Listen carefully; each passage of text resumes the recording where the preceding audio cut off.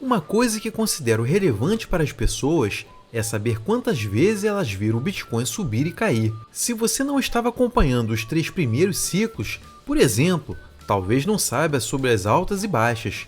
Quando observamos um gráfico de preços em escala linear, não conseguimos enxergar as quedas de preços anteriores. É realmente nossa memória que registra esses ciclos. Essa fala foi de Lyn Alden em uma entrevista no Pacific Bitcoin Festival 2023, realizado na Califórnia, nos Estados Unidos. Para aqueles que não estão familiarizados com Lyn Alden, ela é uma estrategista de investimentos e analista financeira. Ela é amplamente reconhecida por sua especialização em macroeconomia e análise de patrimônio.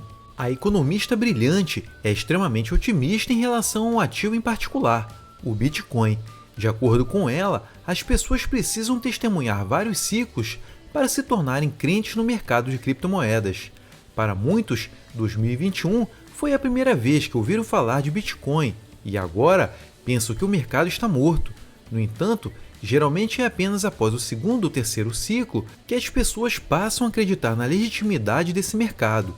Outro ponto crucial abordado por Alden é a questão da liquidez. O mercado de Bitcoin ainda não é grande o suficiente para atrair fundos soberanos ou grandes instituições financeiras.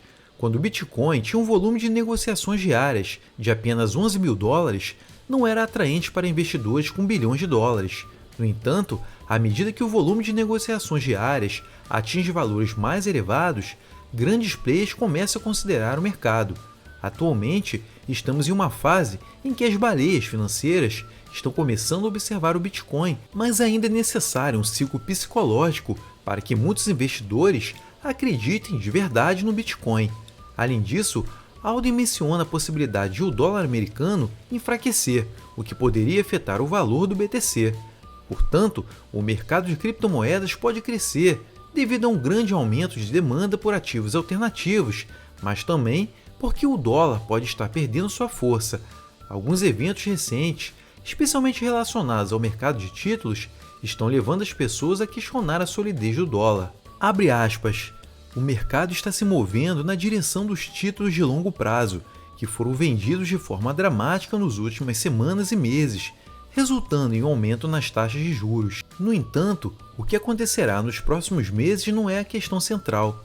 Historicamente, quando uma economia acumula dívidas crescentes, eventualmente ocorre uma grande bolha e o setor público acaba absorvendo essa dívida.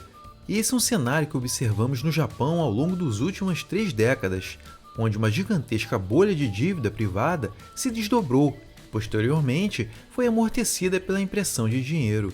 Atualmente, boa parte dessa dívida repousa no setor público e o setor privado, no Japão, possui menos dívida em relação a diversas métricas em comparação com o passado, já que grande parte da dívida está no setor público. Nos Estados Unidos, antes da crise financeira global, também testemunhamos um aumento contínuo da dívida privada, seguido por uma impressão maciça de dinheiro. Atualmente, estamos vendo alguma desalavancagem entre as famílias, mas grande parte dessa dívida agora está nas costas do setor público. Quando você enfrenta o próximo ciclo, com toda a dívida já no setor público, as despesas com juros continuam a crescer, enquanto as taxas de juros permanecem baixas. Por exemplo, nos últimos 40 anos, os Estados Unidos experimentaram um aumento na dívida pública em relação ao PIB, acompanhado por taxas de juros cada vez mais baixas. Isso manteve a despesa com juros da dívida pública sob controle. No entanto, quando atingimos o ponto em que as taxas de juros se aproximam de zero e começam a subir novamente, ao mesmo tempo em que a dívida continua a aumentar em relação ao PIB, enfrentamos uma situação de espiral fiscal. Se o Federal Reserve, o Fed, se vê obrigado a continuar com a flexibilização quantitativa, mesmo quando há inflação acima da meta, simplesmente porque precisa monetizar os déficits, isso cria um cenário de checkmate. Já vemos o Japão preso nesse cenário, então podemos dizer que já cruzamos o ponto de não retorno, ou pelo menos estamos flertando com ele. Após ultrapassar, digamos, 100% da dívida em relação ao PIB, as taxas de juros permanecem em nível baixo e quando ultrapassamos esse patamar, entramos em uma fase de incerteza. Em combinação com outros fatores, com a escassez de commodities e energia, Isso pode levar a eventos desencadeadores, como uma pandemia.